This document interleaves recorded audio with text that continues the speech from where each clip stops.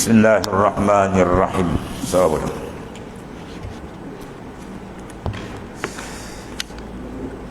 Ada pun makna pada luar situ.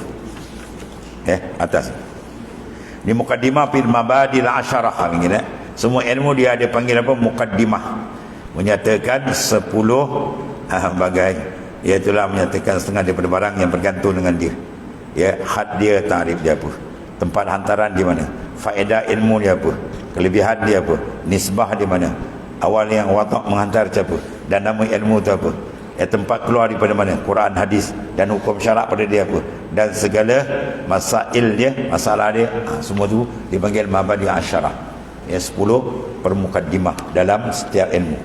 Kemudian di sini dimasuk pada apa makna. Sekarang makna pada lugah pada bahasa Arab, makna tasawuf itu ialah as-safa, artinya bersih. Ilmu tasawuf pada makna pun dia adalah satu makna pada membersihkan safa. Sesuai dengan makna yang kita nak, kita membersihkan qalbi kita, tempat diri Allah Subhanahu taala, dan sesuai dengan umum hadis Rasulullah SAW, al-islamu nazif fatanazzafu fa innahu la yadkhulul jannah illa an-nazif. Islam ialah agama yang bersih, maka hendaklah kamu melakukan pembersihan, sebab tak dibenarkan masuk ke syurga melainkan orang yang bersih. Maka bersih sekurang-kurangnya 3 sudut. Pertama, bersih segi akidah, untuk melepaskan diri at-tasyrik, penyekutuan syirik dan seumpama. Yang kedua, bersih dalam masalah fiqh, masalah amalan, supaya amalan kita tidak terlibat dengan bid'atun dhalalah, bid'ah yang sesat.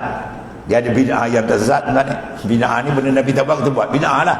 Tapi dia bagi ulama ada yang wajib pun ada. Bid'ah tapi wajib. Ya, jam'u suwalil Quran, menghimpunkan Quran. Zaman Rasulullah tak himpun. Dia duduk di belulang-belulang dan semua. Dia zaman Sayyidina Osman baru dihimpun. Sebab tu khat tu dipanggil, tulisan dalam Quran dipanggil khat Osmani. Mana tulisan Sayyidina Osman. Zaman dia khat Osmani dia panggil. Zaman Sayyidina Osman yang mengumpulkan. Jadi kumpul Quran tu dibuat oleh Sayyidina Osman bid'ah. Rasul tak buat, tapi yang hukum dia wajib. Kalau tak buat, banyak hufaz, orang yang hafiz Quran dan banyak syahid kan. Jadi oleh kerana itu dikumpulkan. Perbuatan jadi wajib. Dan itulah bahasan dia. Habis tu. Kemudian 3 yang paling besar di antara tauhid am, tauhid tadi ya, Ibnu Suludin. Yang kita bincang tasawuf dipanggil tauhid khas. Yang ini kita membersihkan paling besar tempat diri Allah Ta'ala. Al-qalbi. Innallaha la yanzuru ila suwarikum walakinnallaha yanzuru ila ma fi qalbikum. Allah Ta'ala tidak tilik kepada zahir kamu saja. Tilikkan akhir dia, untuk dia terima amalan atau dia reject. Ialah dia tengok di kalbi dia. Ada tak wujudul ikhlas contohnya. Ya, kalau dia buat ibadat banyak mana pun tak ada ikhlas dalam, kosong. Semua kena makhluk, bukan kena Tuhan. Amatur raddun, ditolak. Ya, ini pembersihan yang sangat penting, sebab untuk memastikan 2 pintu terbuka bagi memastikan insan itu selamat dunia dan akhirat. Dia kena buka 2 pintu. Pertama dipanggil babul amal, yang kedua babul qabul. Ya, pintu amal Tuhan buka dengan hidayat kasih sayang, dapat kita beramal sedikit sebanyak. Kemudian dibuka pintu qabul, pintu penerimaan. Ya, sebab ada orang yang dibuka pintu amal, alhamdulillah rajin beramal, tapi beramal dia semua Tuhan tolak. Sebab di wujudil afat ada penyakit riya, ujub, sum'ah, takabur, ego, macam-macam tu. Ulama kira dekat 800 penyakit tu. Semua ni akan dibincang ini untuk dibersihkan agar didatang bersih, balik pun bersih. Ya, sebab syurga dia tak terima orang yang tidak bersih. Maka sesuai dengan makna tasawuf tadi ialah as-safa, maknanya kebersihan dan kejernihan dan hening. Ya, suatu daripada najis dan kotor, hissi dan maknawi. Ya, najis hissi luar. Kita semayang, tiba-tiba kaki kita ni terpijak najis. Ya. Kawan pun minta maaf, tuan ni nampak macam ada najis kat kaki. Kita pun tengok, oh terima kasih banyak, kita pergi basuh, semayang balik. Tapi kalau dia kata najis kat kaki tu ada, tu kita pun nampak ada. Tak apalah, saya nak semayang dulu. Ya, dia pun semayang 100 rakaat semayang, sah semayang dia? Tak sah.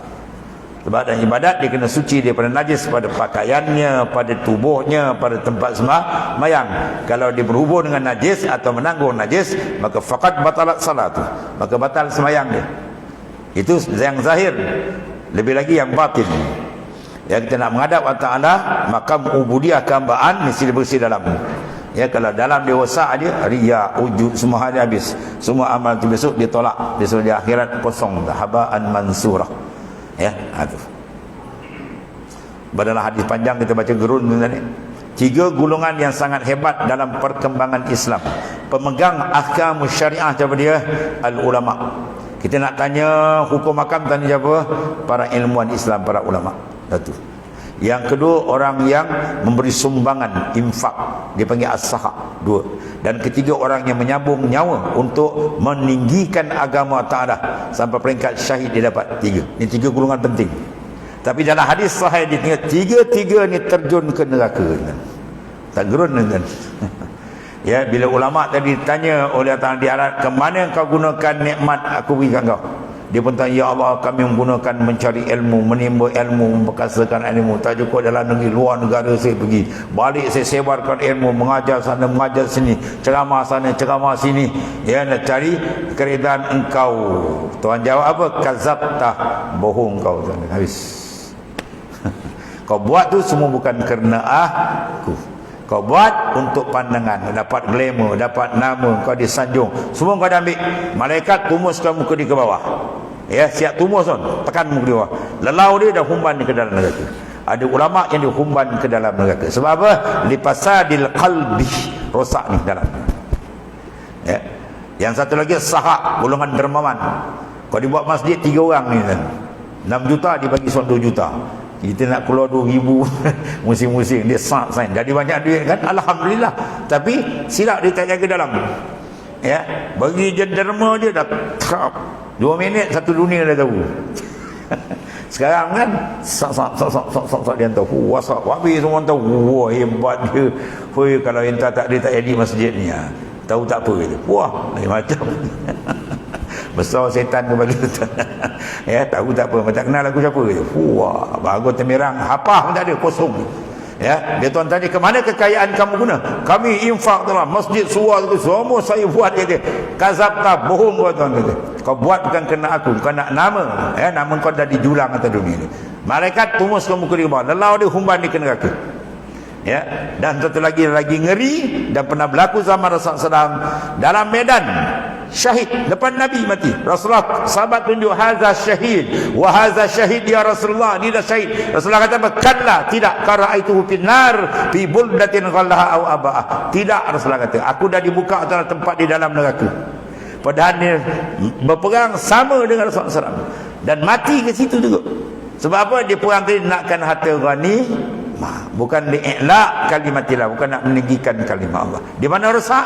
Ni qalbi. Sebab ilmu qalbi ilmu besar. Sebab tempat tilik Tuhan tu. Ya, dalam belajar tuan-tuan ni, kalau kita tengok banyak Rasulullah beri peringatan, man talabal ilma liyumariya bihi sufaha aw liyasrifa wujuhan nas ilaih falyatabawwa maq'adahu minan nar. Siapa tuntut ilmu agama, ilmu besar ni, ya, tiba-tiba dituntut tadi apa? Liyumariya bihi sufaha, nak tunjuk hebat dia dengan orang bawah dia. Aku lebih alim, aku lebih hebat, habis. Ya, ataupun dia sifat wujuhan nas ilaih, nak memalingkan muka manusia pada dia. Dia orang semua berhadap dia. Kalau sekarang panggil apa? Glamour apa? Glamour.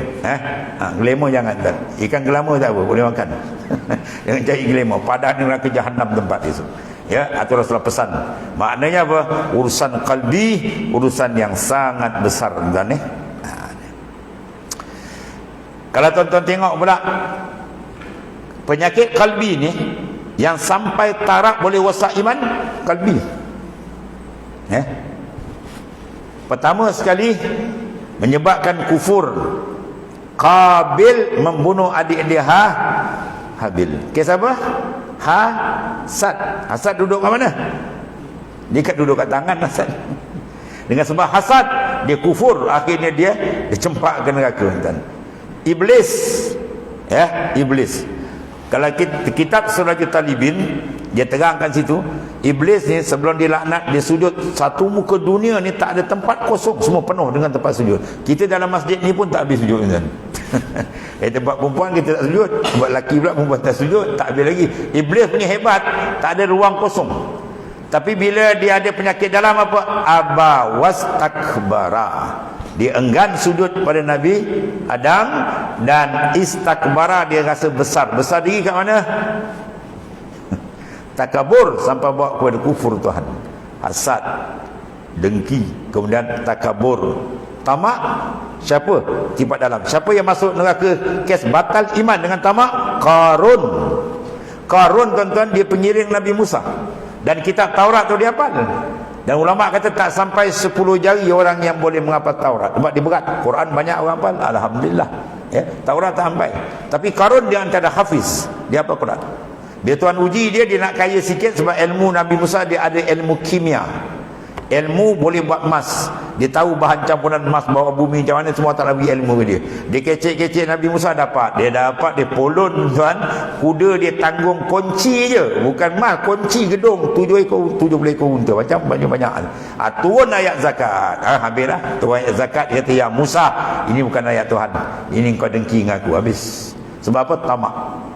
Ya, tamak boleh jadi hambaku. Semua sifat dalam kan ya. Semua sifat dalam. Sebab tu Quran kata qad aflaha man zakkaha wa qad khaba man dassaha. Qad aflaha, confirm selamat dunia akhirat. Siapa dia? Man zakkaha, mereka yang menyucikan dalaman qalbi dia. Ya, wa qad khaba man, dan kecelakaan man dassaha, mereka yang mengotorkan qalbi dia, rohani dia tadi. Sebab tu ilmu ni ilmu yang besar, dan ya, kita semak buat dia nak tahu betul-betul perjalanan rohani kita biar betul bersih. Sebagaimana dia datang dulu cantik, maka biar balik pun cantik. Maka mudah-mudahan Allah Ta'ala beri bantuan kepada kita untuk menghayati dengan sepenuh ya. Kemudian bermula makna pada istilah ialah mahwul basyariyah wa tajridil ilahiyah. Satu lagi, menghilangkan daripada dirinya perangai yang dibangsakan kepada dia, kepada manusia. Mana perangai yang radia, yang tak elok, dan dipakaikan dengan perangai yang dibangsakan akan kepada segala malaikat yang disunyi. Iaitu artinya apa? Disucikan akan zat Allah Ta'ala di barang yang memberi cedera akan ketuhanannya. Dengan bahawa apa? Dia betul-betul membersihkan kasat amalan dia tadi dengan cantik, dan dia buang sifat-sifat kekotoran dan dipasang sifat-sifat mahmudah. Persoalan dia macam mana kita nak pasang, macam mana kita nak adjust, nak buang. Nak bersilat dengan nafsu. Ya, dia tembak kita boleh buang. Semua akan dibahas di belakang. Cara dia datang, macam mana dia datang, cara nak elak, cara nak tepis, ya, semua akan dibancang di belakang, insya-Allah. Wallahu a'lam. Bismillahirrahmanirrahim. Alhamdulillah. Sayyidina Maulana Muhammadin wa ala alihi. Allahumma ighfir lana ya Allah wa inna khairan anta. Alhamdulillah. Subhanakallahumma wa bihamdika. Ya Rabb.